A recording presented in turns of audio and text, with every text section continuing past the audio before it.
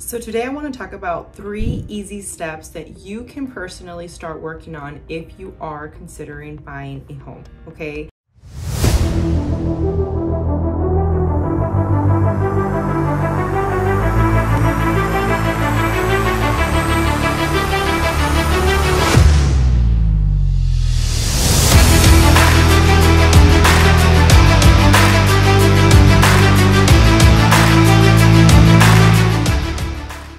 Now, essentially, when you are going to buy a property, the first thing you always want to do is know your buying power. I see so many people go out there, and I don't know what person advised this to whoever it was at one point in time, go and start looking at houses. Now, although your part might be in the right place because you're trying to go and see what inventory there is, you're also hurting yourself. And this is what I mean by that. You're going and looking at properties before really knowing what you have to buy the property with. Now, let's just say you are buying cash. Well, that's a completely different situation. You already know how much money you have to spend. And of course, you're going to go and directly start looking for a property for you and your family. For the majority of people, they are looking to get financing. Now, with that being said, you always want to know how much money you have in your pocket before you start looking at the inventory. A lot of the times people will start looking at a property, fall in love with the property, they didn't want to do an application, and now it comes back to hurt them because they don't qualify for the amount that they wanted, or sometimes they qualify, but maybe that's not ideally what they wanted to spend when it comes to their monthly payment.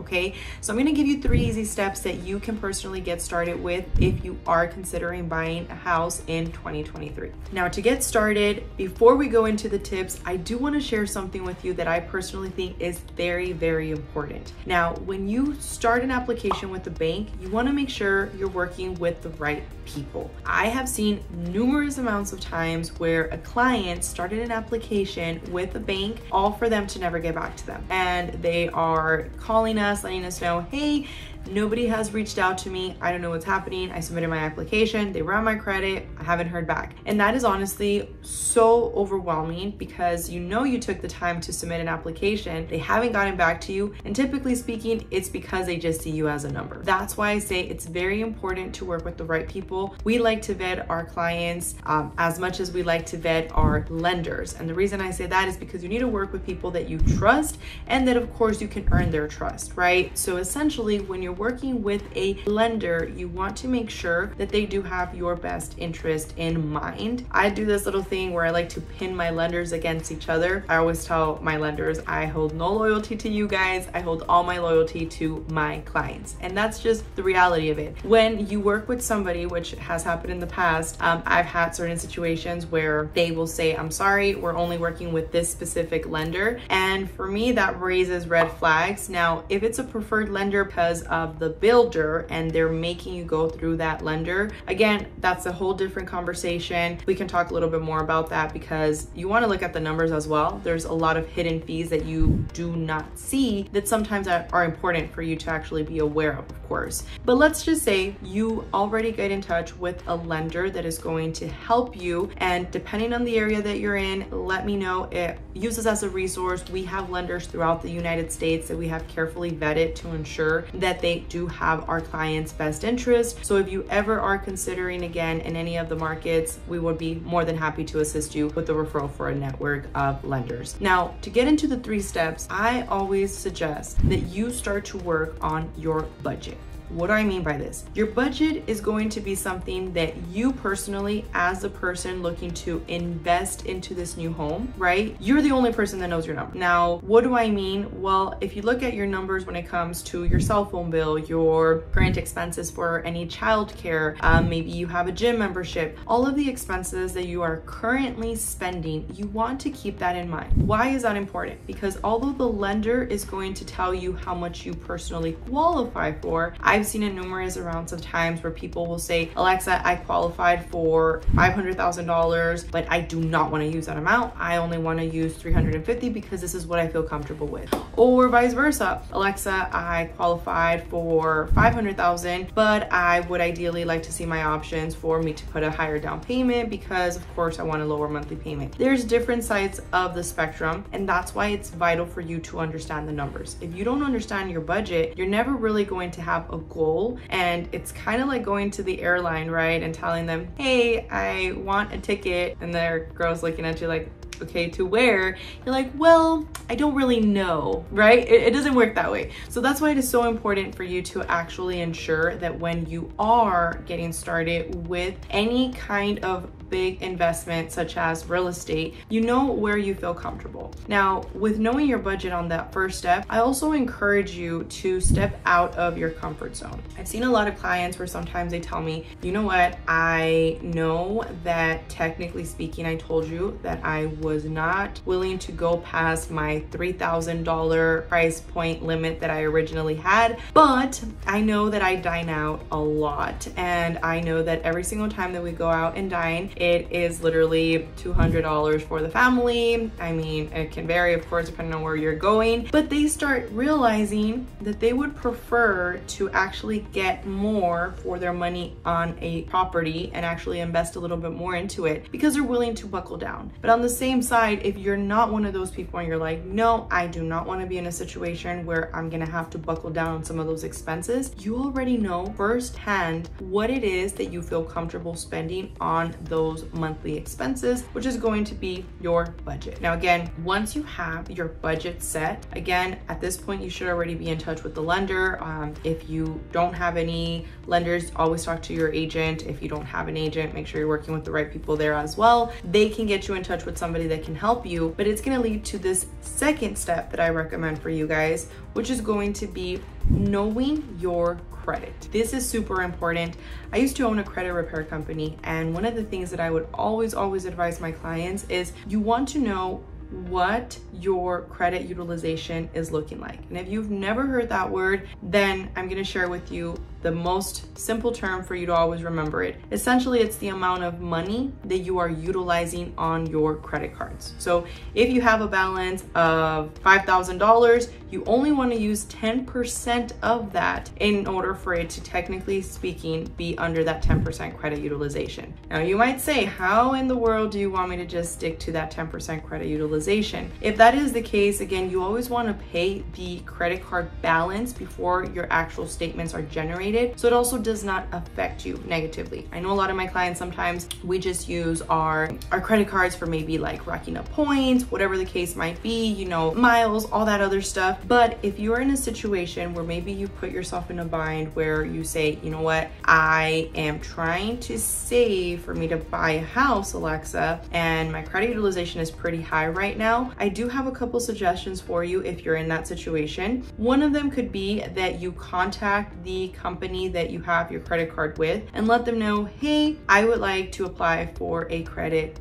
increase. Now, chances are, and again, full disclosure there, they will say no. Sometimes they'll say yes, but sometimes they'll say no because you're probably already above the threshold of where you're actually, again, spending more than what the limit, you're pretty much there where that limit hits. So they're probably gonna say, you know what, well, it doesn't look the best in, you know, in your favor right now, so probably denying it there. Now, another tip that you can do is essentially going to be to ensure that if you are right now trying to establish your credit and maybe you've had a few, you know, life happens. I get it, okay? And overall, when it comes to situations like that, all you can really do is, of course, start doing the best proactive decisions to start fixing the problem that maybe at one point in time you got into. But essentially, one of the things that you could really start doing there is also little by little finding out what you can start paying additionally to bring down that balance. Now, that leads to one of the myths that I've heard a lot of people talk about in real estate that are trying to get into their first house, and they say, well, I want to buy a house, but I don't have the 20% down that is required in order for me to buy a home. Now, that is a myth, okay? Now, depending on the financing you're going after, there are some banks that will require a 20% down, but again, that's definitely just based on what it is that you're going for. Like, I just had some clients coming from Casas Grandes, where essentially like they are considered foreign nationals, and they had to put down the 20% because that was the only way I was going to be able to get them an approval with one of our lenders. They were ecstatic because they were able to get into a house that any other lender was saying, no, I'm sorry, we can't get it done. So there are situations for that. And if you're in a similar situation, definitely let me know. We have some great people that can help you with that. But essentially what would happen is that now you're able to put yourself in a situation where you can actually say, okay, maybe the 20% down, I already found out with my lender, with the financing that I'm doing, that I'm gonna be able to do a 3% or a 3.5% down on the property that I'm trying to buy. Well, maybe you can allocate the rest of the savings that you had for the purchase of your house into paying off that credit card, which is going to help you obviously overall with your approval. Now, I know different situations for different people. That's why I say it's very important to speak with a lender that you feel comfortable with, that you trust, that knows that has your best interest at heart, because they can advise you. We do this thing where we like to talk about, let's go ahead and set up goals for you. So we have a lot of clients that sometimes, whether they need to establish credit or they need to fix up their credit, we treat every single one of our clients the same, whether it's a client looking to buy $1 million property or if it's a client looking to actually buy a $180,000 home. Everybody in our book is exactly the same, and everybody has different situations. So if somebody maybe needs to start a strategy, you want to have somebody that's going to hold your hand through that process and tell you, look, it's game time. You need to sit down and start buckling down on these expenses so that we can actively have a solution for you. Okay, as long as you put in the work, I promise you, you will get into your house. We've had clients that we worked with for over 2 years to get them into a house, and they are super ecstatic once we actually get them into their property. I mean, we help them, but they're the ones that did the hard work, which is actually putting it into effect and getting the stuff that we recommended done. Okay, so that's going to lead into my third easy to follow step for you, which is going to be working on those debt to incomes that we were talking about. Now, essentially, when it comes to your debt to income, that means how much money are you spending versus how much money are you actually making.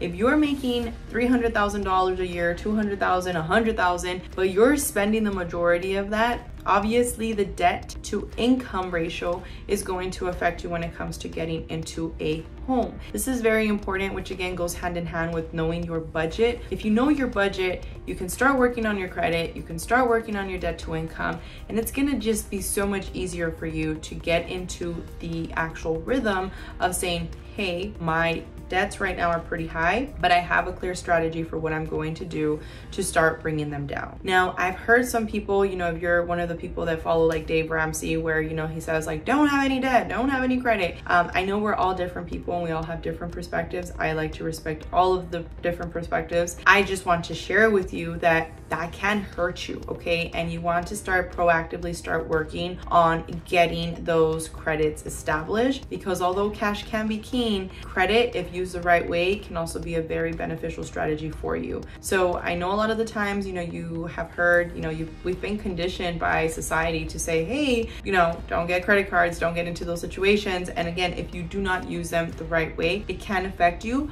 But as long as you stick to the plan, you start working on these items to start bringing your debt to income down, ensuring that your credits are going up, and ensuring that overall you know your numbers, that is going to be the best way for you to get into a home. Do not start looking for a property before these things. Why? It's only going to affect you. Let's just say, again, working on the whole credit situation, just to give you a quick example, if you are buying a house right now and interest rates are sitting in around the 6.75s to the 7.5s, it just depends, of course, but let's just say an $800,000 home, okay, with a 20% down and putting you at an interest rate of about 6.75, your monthly payment would be sitting at about $4,100, give or take. Now, that same example at a 7.75, just that point would put you at around a $4,500 monthly payment. So again, that is a big difference when it comes to a monthly expense over a term of 30 years. So if there's anything that you can